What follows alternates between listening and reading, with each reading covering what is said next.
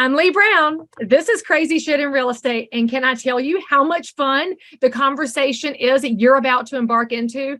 I am going to talk about MMT, QE, QT, interest rates, investing, all kinds of things with one of the top 10 lenders in the country, Aaron Chapman. Buckle up, friends, because if you really want to understand what's happening with money and with the economy, this guy's got information that will make your clients stronger. So buckle up and here we go.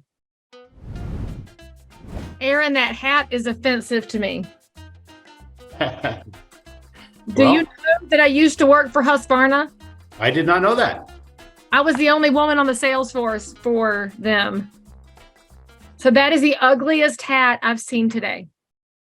Well, it's that Christmas season when people are supposed to be wearing ugly stuff, right? So I think that works out pretty well. Is that your story? Because no, that's going to be the closest I can get. There is a story behind it, though. And you may not like the story. It may be offensive to you. Oh, go ahead and tell it. I guess I'm going to have to deal with it. Since you have braids in your beard, I'll cut you enough slack to listen to a Steele story. Oh, there we go. And interestingly enough, I didn't have much of a Husqvarna experience in life, so I wouldn't be able to tell you a comparison thing. But, the basic background of it is I grew up in rural New Mexico, where every fall we'd have to go up on the mountain and cut wood to heat the house for the winter. Mm-hmm. And my grandfather had 3 or 4 different types of saws, and my dad had this old Steel 041 from 1968, I think is the year it was made. And inevitably, we wouldn't get too far, and my grandfather's cussing these other saws and throwing them through the woods because they were just having problems. And everything got finished by that steel, everything. And that thing's still running. I actually own that saw now. I traded my dad out for it. And it has never been rebuilt. It's only been serviced, and it's still going after all these years. So what it was to me was, as a child watching all this, I had realized that you always have to choose what you're going to get, no matter what that costs, and you have to get the right thing all the time because you want that to work no matter where you're at. And to me, the chainsaw itself was the coolest, the most durable, and the most capable hand tool ever created, but it's also the most dangerous. You use that for a split second incorrectly, it will kill you. It does not discern at all. So the reason I wear the hat on my head all the time, it's been part of my brand for a long time, is because what it sits on top of is the coolest, most creative and the best tool ever created, which is the human mind. But it's also the most dangerous. You use it wrong for a split second, you can destroy everything around you. We could take that in 1,000 directions. And first of all, I have to get the joke out of my system. Was your granddad using a pulling because he was a pulling and a pulling and a pulling and it wouldn't stop? Well, he was using a pulling, actually had a pulling and a home light and something else. He would, not to get into a certain type of conversation, but he would just say, Pollock piece of shit, and he would just huck it. And I'm like, why do you have it? Now, I first liked that saw because it was green and I had the toy green one. But then I found that the good old orange steel just kept working. And he was probably a World War II era guy who didn't care for anything built by the Germans. So that's possible too, that he didn't want your old steel for that reason. 100%, and I don't doubt that was the case. And that was built in Germany. That was a German saw. And look, for all of my guests, they're like, "What is going on here?" So welcome, right? So you should know too. When Aaron talks about dying, I am a certified OSHA level 1 login instructor for safety. And I don't think it's expired. I probably have to redo it. But when I taught loggers and I taught that safety class, I had a whole book of Polaroids because obviously this was several years ago. I still have them in my hope chest somewhere. But you couldn't get a logger to pay attention unless you showed him a decapitated person who had all it takes is a kick. And y'all think somebody's doing it on purpose. All it takes is one kick on a knot and you're done. I had a Polaroid of a head that was hanging on by a tendon. I had legs cut off, arms cut off for not wearing chaps. I sold a shitload of safety equipment every time I taught that class, but it's real stuff. But, the human brain is dangerous. And you look at what's happening in society right now and how easily our young people are being manipulated by nefarious purposes, but it's also those of us that are supposed to be in charge, the parents and the entrepreneurs of the world, that have to be putting a different message out there, one of resiliency and one of belief in being stronger and one of the inevitability of success when you work hard. And so, Aaron, why don't you tell us a little bit about your journey in real estate, where you're located now? You don't sound like you're still in New Mexico, but are you? No, I'm not. I left New Mexico very young. My dad was a miner, and so we went from there to Wyoming, then from Wyoming to Arizona, and to then we went to Utah. We had cattle ranch in all my high school years, so I was a cattle rancher. And then from there, I went back into the oil fields of Wyoming when I left high school. From there to Arizona, my parents sold the ranch and moved back to Arizona. My dad went back to doing some mine stuff and whatever, and I went running heavy equipment, driving truck, all the stuff that I knew. And then from there, an opportunity got to get back get in the mines with my dad in northern New Mexico. I had a wife and an infant son at the time. So I thought this would be awesome. I've always wanted to be down in the mines. I've heard about it all the time. And I got that opportunity. It was one of the greatest jobs I've ever had. You're down several hundred feet underground. You're drilling into the rock by hand with this, what looks like a jackhammer, but it's on an extendable leg and it has a rotating bit. You drill in 6 feet, pull it out, do it again, do it 30 some odd times on what they call the face, load it up with I think it was about, if I remember correctly, 200 to 250 pounds of explosives, step around the corner, blow it up, clean it out, support the ground, do it again. It was a simple business model, business plan. And I enjoyed every bit of it because it was me against the rock. And I got to see every day a new piece of rock that nobody else ever saw in history. Right. So that was really cool. That's a cool perspective. It's an awesome perspective. Plus that it was you fighting the earth. Earth wanted to kill you. That thing would cave in on us here and there. But we were fighting back. It was awesome. And I got to run heavy equipment underground, all these things. But then the project got lean and they had to shut it down. I was the first guy to let go because I was one of the newest guys there, which really sucked. But I thought I got a resume so dang big. I'm only 23 years old, but I've been out doing since I was 15. Right. So I would walk into places and everybody I was qualified to get a job from kept telling me I was overqualified. And it got to the point that I was so lean on money that I went to go apply for a $10 an hour truck driving job to haul landscape rock out of Phoenix. And I drove up there, brought my resume, and I got the same bullshit statement, overqualified. And I was desperate at that point. And as I'm walking away from the place, I'm wiping tears from my face. I climb in my truck, and my wife had given me a coupon as I left for free diapers because we were out of diapers and we couldn't even afford them. So I had to go find a grocery store that I can get these diapers. And as I'm leaving that place, my gas light comes on in my truck. Of course. Well, yes, exactly. Continues the insult. As I drive up to a grocery store that had the gas pumps, I pulled up to those pumps. I pulled out my debit card. That's all I had. And I said a quick little prayer. Ran it, I got a decline. So I'm thinking I have an unanswered prayer at that point. So I rifle through my truck, I find a few coins, hoping for a lost dollar, because gas was 89 cents a gallon back then. I started walking I locked up my doors, I started walking the parking lot for what felt like a couple of hours. And I would look around, I would find something, I'd look around, make sure no one was looking, I'd drop real quick and I'd pick it up. Penny, dime, nickel. And after that period of time, I got enough to get a couple gallons of gas. I traded my time for those 2 gallons of gas. I went into the grocery store, quickly found the diapers, standing in line with one item, and I had to give them a coupon. It was just one of these feelings that you just can't duplicate by telling you. You have to experience yourself to feel how poor that felt to hand that off. And as I'm leaving, I did not make eye contact with anybody. I was getting out of there as fast as I can. Well, as I'm going out, somebody recognized me and called me out. I turned to face this guy named Keith. He asked me how things were. I shared the exact same story I just shared with you. He says, let's go to dinner. I'm like, dude, I can't afford dinner. He goes, no, I got a gift certificate to Red Lobster. I'll take you and your wife out this week.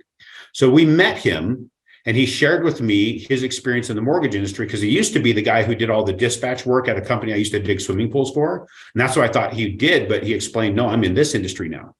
And he gave me the name and number for a guy, gave me his business card. I cut a foot off of my hair. I shaved. My mom bought me some clothes to make me look businesslike, and I went and interviewed, and I got the job as a telemarketer that weekend. It was in December of 1997. And let me just tell you, it's the most miserable shit I've ever done. Nobody likes telemarketing. If you do, it's because you're awesome at it. I wasn't. But over time, I was able to develop some leads and convince the owners there to let me work some of my own leads. And that's where it all started in 97. And now I sit in front of you 24 years later, I guess, 23, 24. 25. It means the silver anniversary of that telemarketing job. There we go. So 25 years later, there's 1.4 million people in the United States that do the job that I do, which is the licensed loan originator or a loan originator. Not all of them are licensed or registered. I'm ranked in the top 10 in the United States for what I do. And last year I closed 1,378 transactions. And I'm also being ranked probably even lower in that right now because of how many transactions we do in a really shitty market. Well, shitty is all relative, right? I mean, obviously markets come and markets go. The difference is the ones who adapt to it and keep working. 100%. It is definitely relative. For my industry, we're down 65%. For me personally and my team, I'm down 26. It's all perspective, right? It's 100%. So what it gives us the opportunity to really sharpen things up for us as a team and really prepare ourselves for when it does start to come back. Because then those who are sharpening, expanding, and doing the right things now, they're the ones who get the lion's share when it all starts to come back. So there's a lot of things we're working on there right now that we could definitely get into if that's something you want to. And it's also that moment where you realize working right now is what the consumer needs. They need to know, what am I supposed to do with this wild influx, the fluctuation of interest rates?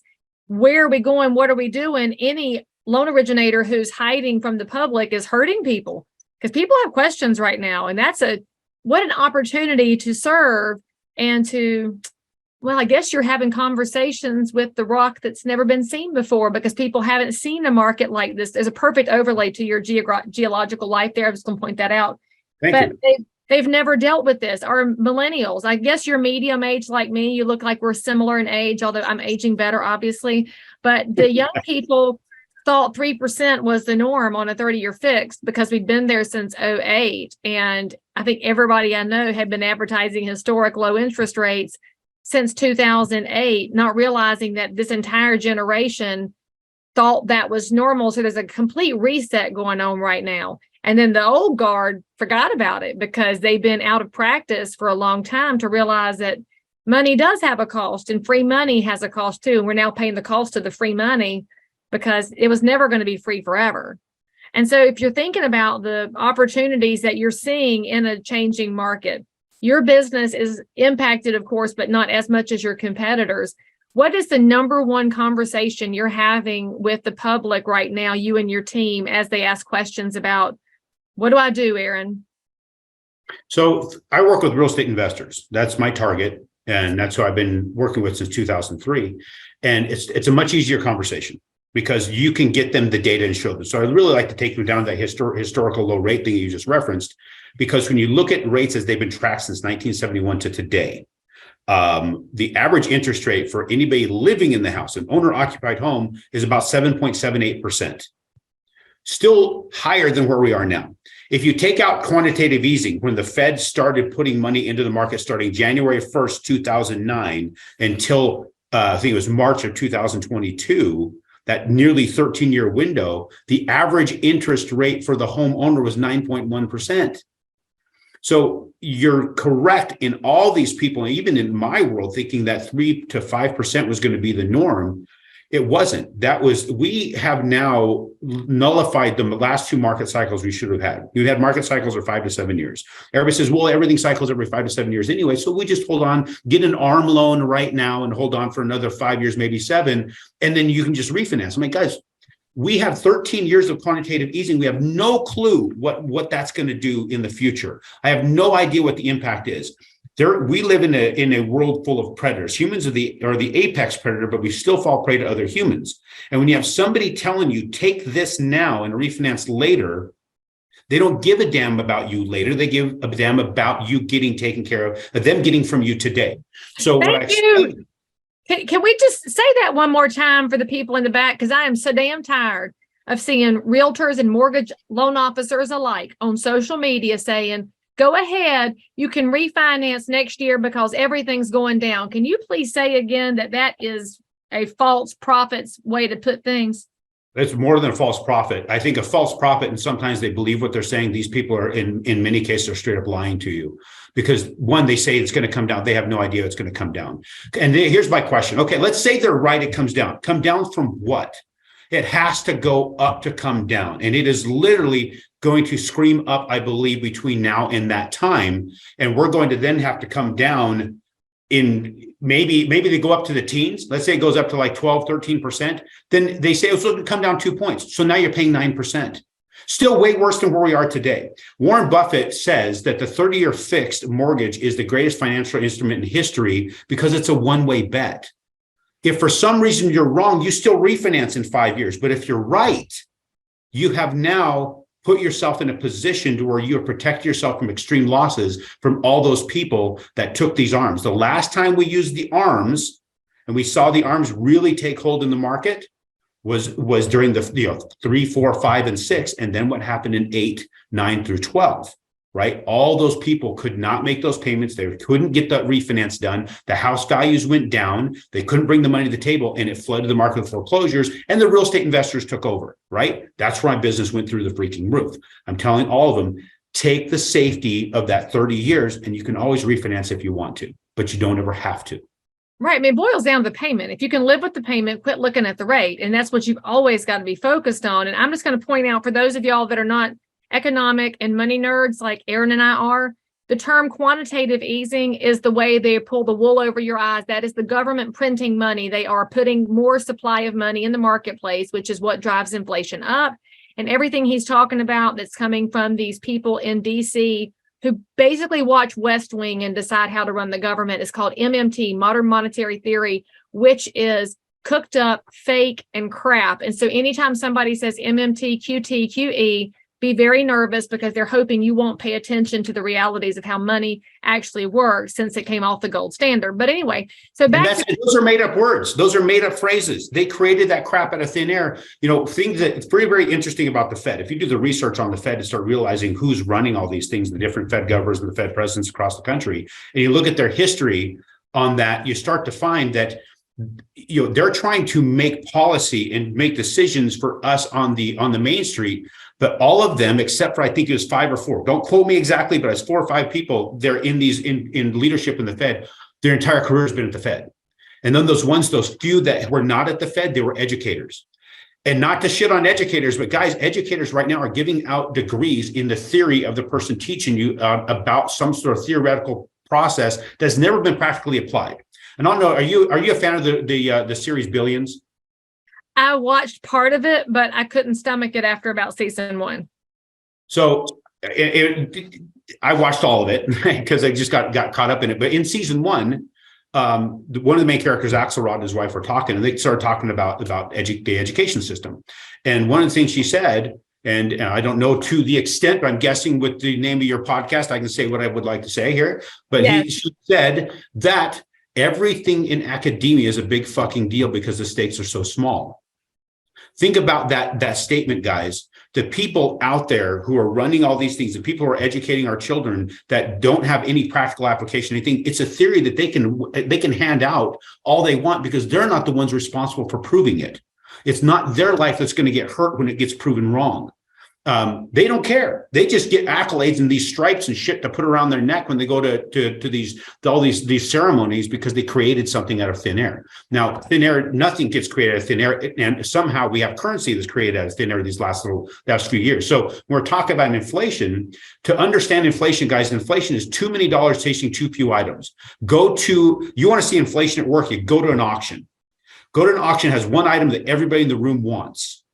You will see inflation at work because those paddles will be going crazy until the one person with the most amount of money in the room willing to spend on the one item will take it. Now, if you walk into that same room, there's only 2 people that want it, that value of that item is much lower. That price of that item is much lower. We are right now in a situation where they've flooded us with currency. 40% of the US currency was printed in 18 months and distributed out through our markets. Then you've got the pandemic that we can get into hours of that conversation that has now created a problem with supply chain and a problem with labor. Because of that, it's driven the price of everything through the roof. Now we have this inflation that is now through the roof. We've got the Fed chairman, Jerome Powell, who's supposed to know all these things. And a statement he made in the last 90 to 120 days was very, very telling. He says, what we've learned about inflation is we don't know enough about inflation. So what I'm explaining to everybody is you need to secure what you can secure for as long as you can secure it. As a real estate investment finance expert in the lending space, and I'm telling everybody, get that damn 30-year fix, you lock it up, and you never pay that off until you absolutely have to. That money is deflating so fast. And when you borrowed it from is never getting paid back the money they lent you.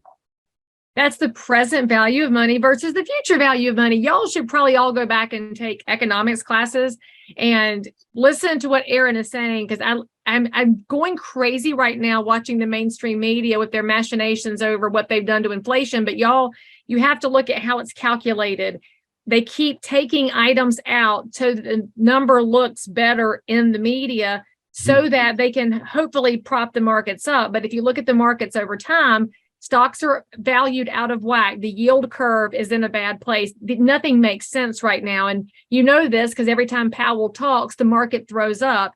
And frankly, the best economic advice I can give anybody is whatever Jim Cramer says, do the opposite. So you start looking at what's coming out of the talking heads doesn't match your personal experience.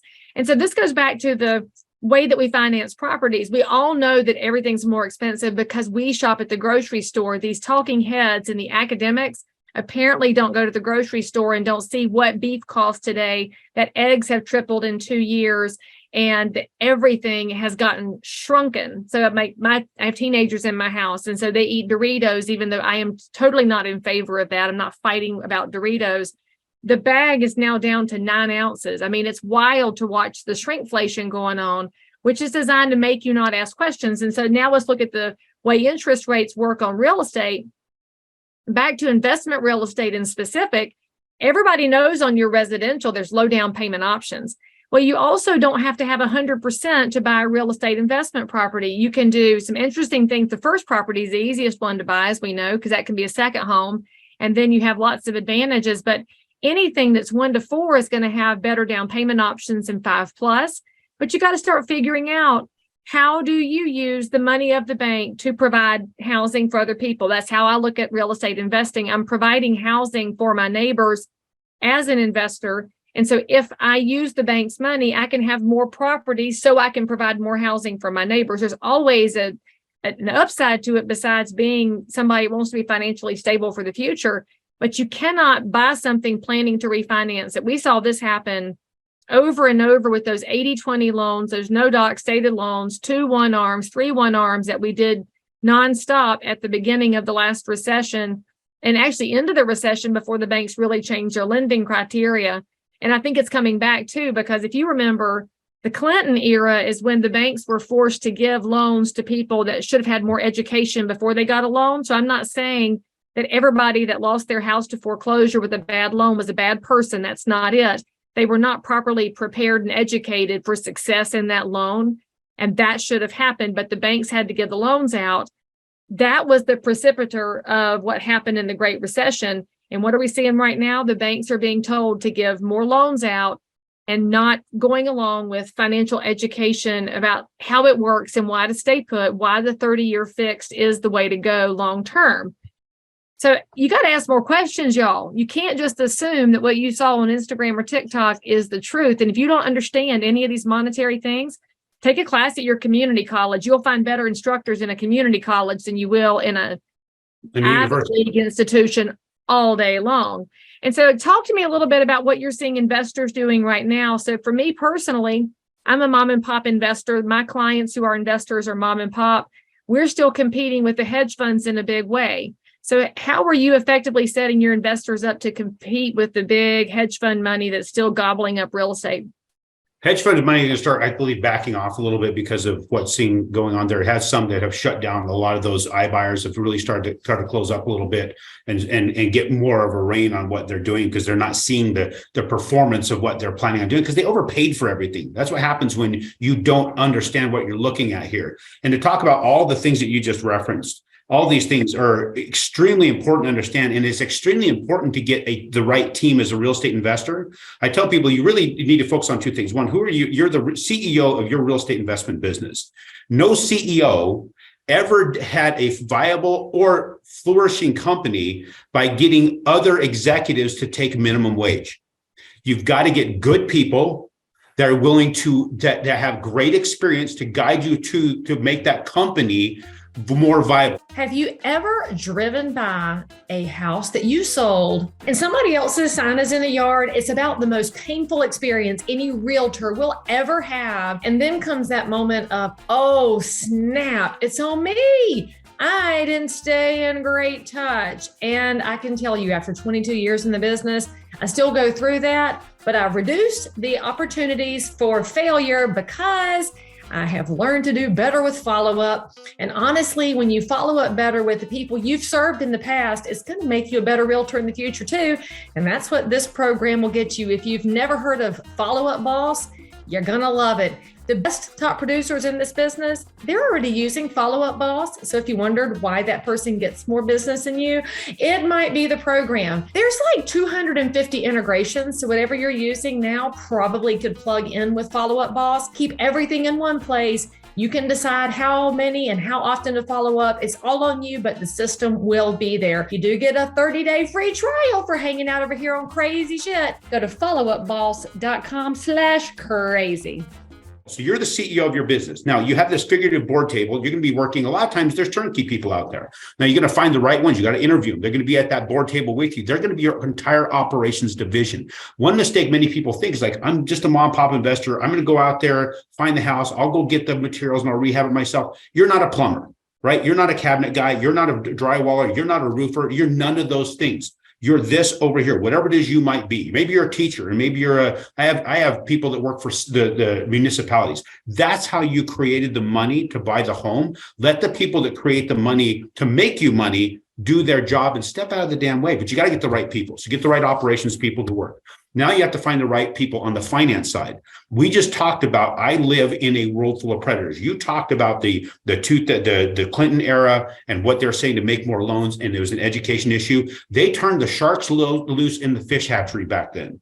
They just tore everybody up. And I was guilty of that shit because I didn't know any different. I stepped into it in 1997. I telemarketed till the first part of 1998. You were told you were helping people get into a home for the first time, and nobody told you how to keep them in there. That was the problem. First-time homebuyer loans, it's amazing how many people say, well, if I buy investments, it'll affect my ability to get a first-time homebuyer loan. I'm like, you don't want one of those damn things. It is the most predatory damn thing you've ever put your hands on. They have sold it like it's awesome, but it's really taking from you. The other thing that I'll point out that we in the lending industry is the most predatory thing in the world is convincing you to refinance in those 3 and 4 years, those first 3 and 4 years. So let's go over a quick amortization table, not to derail from part of the question, but I need to explain to you exactly how we take from you, how we as the banking industry have set you up. So we talk about the 30-year fixed. We'll sell the 30-year fixed. That's what they do a lot of the time until now they're going to sell you the ARMs. Now, when they sell you the ARMs, there's like, I've guaranteed my refinance in 5 years. I've guaranteed my business for the next 5 years, right? And it's going to keep going. But let's say you did the 30-year fix. And let's talk about two guys who bought on the exact same street, same house, same floor plan, same price, same everything, closed on the same day, same rate. One guy listened to the lending industry, says you refinance when you get that rate to go drop 1%. So in 4 years, he refinanced that house. So I have an exact situation that I can reference, $120,000 loan this guy had in 4 years. 48 months later, he comes to me, I'm going to refinance for that lower rate. I'm like, you shouldn't do that. You can't pull cash out. He goes, I don't care about the cash out. I want the lower rate. I couldn't convince him. So when we finally refinanced that house, he had paid it down. He paid $36,000 and change in payments. The balance was down about $6,000. When he refinanced that house and he put the cost back into the loan, he owed $106 less than what he started 4 years before. And he was happy. He did it and he does it again. Can you imagine if that guy kept doing that every 4 years, 20 years from now, he will have paid $180,000 and have the exact same balance he started with. The guy down the street has 2/3 paid off. Who's winning? Definitely the guy who just stuck in his damn loan. Here's the other way. The lender was winning too because he was making. Oh, the lender was killing it because they only collected interest on him, and then they collected costs on him, and they left him in financial servitude. He is now a rat in their wheel. Now, what I have done, I've created this tool. You can go to anybody here can go to your app store. It's on for both for iOS and for Android. It's called the QJO investment tool. It stands for the Quit Jerking Off investment tool. The reason I included that is when people are hunting rates, it's all you're doing is jerking off and not getting anything of any value, wasting your time and your energy. So what this does has multiple different calculators that my investors can use. Not only are they the CEO of their business and they're getting me as their advisor to help guide them through this, I also give them tools to be able to make them successful in the business. There's an amortization calculator on there when you download this. It's the third calculator. You can put in the percentage down, the purchase price, and the interest rate, and then you can calculate it. Upper right-hand corner is a calendar icon. You can move forward every year for 30 years and see how much you paid and then how much inflation eroded that dollar. You will see you never even pay back what you borrowed, and you have the numbers right in front of you. Now, this is going to be a more robust calculator in the future, but at least gets people started to show that I am here to guide you through this and help make sure that you're successful as that business owner. Now, what you're looking for when you're looking for real estate, whether it be single family, duplex, triplex, floorplex, you're looking for something you can keep reasonably rented for the entire time you own it and something you can raise rents on. The other thing you want is something that has minimal amount of potential maintenance and potential. And if you keep it rented, you're not going to have that vacancy. Why is that? We want that because if you accomplish that, who pays off the loan? Leigh? Those wonderful tenants do. The wonderful tenants. So let's say you got a 20% down deal. We're going to use round numbers. And I need to do the numbers so everybody can get their head to see what I'm thinking and talking, and because I'm not going to display it here. If you got a $100,000 property, you put 20% down, you got 20,000 you invested. That's your money. And let's say you had 6,000 in costs. So you invested 26,000. You got a lending partner like myself to get you the 80,000 that you're never going to pay back, right? And now you've got the tenant because you bought a property you keep reasonably rented for the entire time you own it, and you're able to raise rents on. Now, that person is paying off, or a group of persons over 30 years is paying off that mortgage for you, that 80,000. If you take 80,000 divided by 30, you'll find that they are contributing $2,666.67 every year to your business. And when you calculate that into your investment of 26,000, that's a 10.25% increase on your investment every single year. That's the baseline, guys. That's 10.25% increase on your investment is just getting started. Too often, I think the real estate world has done a disservice to the real estate investor by preaching cash on cash return for the last however long, because it's so damn easy to sell. It was a cop out. I'm on podcasts all the time right now, punching these guys in the utensil, telling them you screwed everybody by telling them that cash on cash return was the main metric. It's the cherry on the sundae. You need to have the damn sundae first. So when you're talking cash on cash return, now like, man, we're not getting that 14%. We're not getting those 10%. We're getting 2%. Who gives a shit what you're getting as long as you're paying for it? Right now, we live in an inflationary environment. We just talked about that. Because of that, we get to raise rents. Rents have been double-digit percentage increases year over year for the last few years. Yep. So I tell you, we just calculate 5%. Let's say at a 5% increase on this property is renting $1,000 a month, and you're only getting $100 a month cash flow. Like, should I buy this property? It's only $100 a month cash flow. Well, year 2, you can rise to 5%.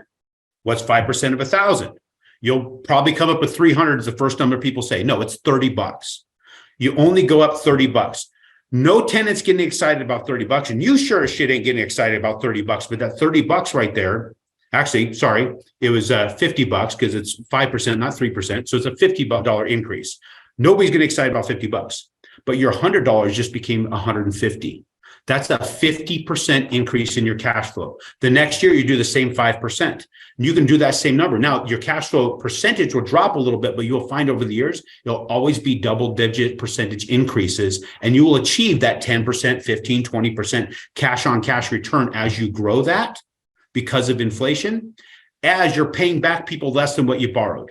And you still have tax benefits, you still have appreciation, you still have all these things. So you need to get away from the cash on cash return metric. That's not your gospel way of calculating things. It's, can I keep it reasonably rented and can I raise rents? Those are the things you need to focus on. If you can do that, you're going to have a successful business. The other thing that really pisses me off about the industries that we're wrapped up in is this whole cash on cash return metric that they've been bullshitting people with their bullshit pro formas, is making people think that you can buy a business that's cash flowing day one. When in history have we ever had a damn business that cash flows day one?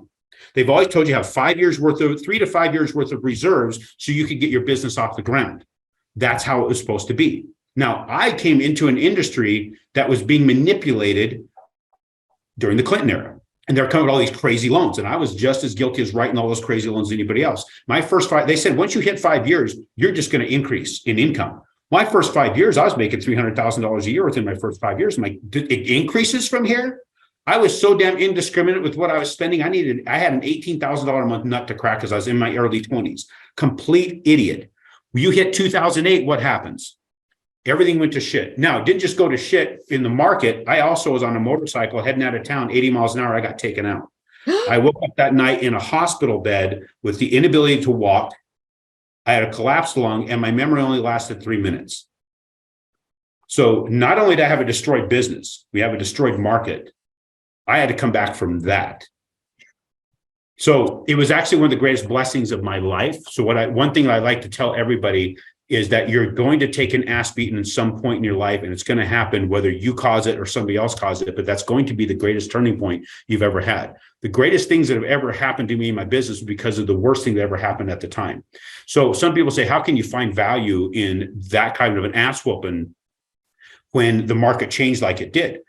Everybody else was just, they were losing their homes. They were pinwheeling out of control. They were changing businesses.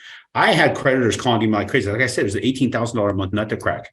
When I shipped them my first week's, faxed them over my very first week's medical bill of $1.7 million, they backed off a lot. They literally said, how can we help? Which was amazing. I came out of that with still my home and my vehicle and my family, and I didn't have to file bankruptcy because I was able to negotiate all that down. I was able to get out of complete debt. I was in insane debt at that time. So the greatest thing that ever happened to me was getting completely obliterated physically. And it took me up until this last year to come back from all of that physically. I pushed myself in a lot of ways I shouldn't have. A lot of other stuff. I did rescue for the sheriff's office for 10 years after all that had happened. I really taxed my body where I shouldn't have. But now I finally got back to 100% as a 48-year-old man in the last 11 months, and I feel freaking amazing. But that was one of the greatest things that's ever happened to me in my life by taking that ass whooping. And I'm telling you now, we're going into an ass whooping.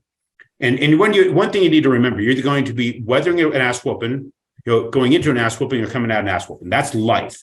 We're going into one right now. You're going to learn some great things from it to apply later, but do not lay down by getting your ass kicked and lick your wounds. Get back up and keep moving, because that's how you learn how to adapt. And when the things come that are not near as hard, you're going to thrive where everybody else is still laying there licking their wounds. Amen. Amen. Do you love David Goggins as much as I do? Because you're like speaking the David Goggins language right now. Do you know who he is? I do know who David Goggins is. A great man. He, I have honestly, I've only seen his some of his reels and stuff like that. Never read any of his books. I do spend a lot of time with guys. In fact, I was all day yesterday snowmobiling with Larry Yatch. I don't know if you know who he is. He owns an outfit called Still Teams Leaders. He was the former leader of Still Team 3. Oh, wait a minute. He got referenced by Goggins in his interview with Joe Rogan last week. Yep. Larry's the badass. Book is out right now, and it's called Never Finished, but he's talking about this very thing of like his body was destroyed, but he did it anyway. And he's like, you can either stay ready or you can be getting ready. And then the market we're going into right now, we got a lot of people are like, well, I'll get ready when it hits. Maybe it'll hit, whatever. They're planning for something in the future, but some of us are going to stay ready. And you have to. It's like coming back from a motorcycle accident. You're either going to do the PT every day or you're not going to get better.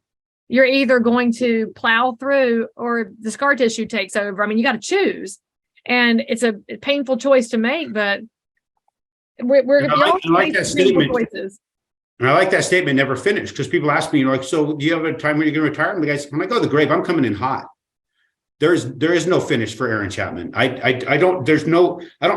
have goals, but I don't have goals because they're never achievable. Right. When you get on Everest, you set a goal and you get on Everest, like, cool, I'm on Everest. That bitch will kill you if you sit there too damn long. You got to get your ass off and go to the next one. So it's nonstop. Because we're down right now, create a great opportunity for me right now. Have you ever read the book, The Goal by Eli Goldratt? No, but I'll check it out. The Goal. The goal. It's about the theory of constraints, basically saying your business can only go as fast as your tightest bottleneck. If you influence that bottleneck incorrectly, your business is going to slow down significantly. So it's a story that tells a process. So it talks about a guy who was given a promotion to go oversee a plant for this company that makes, if I remember correctly, it was aircraft parts. They were the worst performing plant in the company. He goes in there and he's watching the process. They got robots, they got CNC machines, and it's all flowing the way it should. But if he gets to the end, there's a pile of parts that aren't shipped. He goes, why aren't these shipped? He goes, well, during quality control, he found there was a flaw in the raw material, so we can't ship them. So what he did is he requisitioned for quality control to happen up front with x-rays and whatever. And the company's like, no, we can't do that. It's expensive. He goes, let me just try it. Well, they never let the bottleneck work on anything that should never be worked on. So now the production went through the roof because everything was shippable at that point. Now, what I did is I changed my business to reflect that. Me in the lending world, we do something called a pre-qual.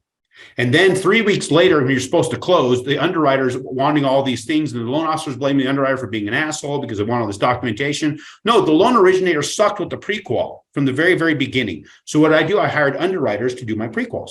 That pissed off my corporate office. That's the most expensive people in our process, and they're doing a $15 an hour job. Like, give me 90 days. Now I had the most productive process because we never 100%. worked on anything we should be working on. Now, where does it work? There does that work for me today? I've been doing this all along, at least for the last 5 years. Well, there's another thing stated in this book called stream theory from the CEO of Toyota back in the 70s. He says the company Toyota was a stream bed. And in that stream bed, what you'll find is your ability to flow water. That's your business. That's your revenue. That's your productivity. Now and again, just naturally you get big rocks in it, you get humps, you get valleys in it, and that will impede the flow of water. When it hits that, it'll overflow the banks and you'll lose that productivity. Every now and again, you got to dam it up and clean it out. I haven't been able to do that for 3 years because we've been going so balls out for so long. I just keep band-aiding and adding people to where I have a staff of 32. Now, because the market has slowed down, I didn't have to dam it up. Because if you dam up all that business coming to you, all you do is cut new channels for somebody else to benefit.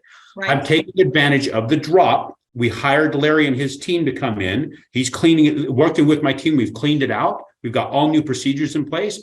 Now, when the water comes up on its own, we will flow much better and much more than anybody else in the industry. So you take advantage of when things go sideways or go slow to clean everything up when nobody can see you cleaning it up, and make yourself so damn viable in those moments that people can't help but come to you when there's nothing, when there's everybody else screaming, come to me. They're like, we're going to that one guy, because where were these some bitches before? It's all noise. They're going to go to the one person that they know is going to get it done. You hear that, realtors? Now is the time to retool, put your systems in place, get everything cleaned up and working properly. It's not to sit back because it's quieter right now. It is to work right now so that you are at the front of that. So, Aaron, if anybody wants to reach out to you and find out more about what you do for real estate investors and get into this mindset and space, what's the best way for them to find you? Just go to aaronchapman.com. And if for some reason that doesn't work, you Google Aaron Chapman. There's only one bald bearded redneck lender wearing a steel hat.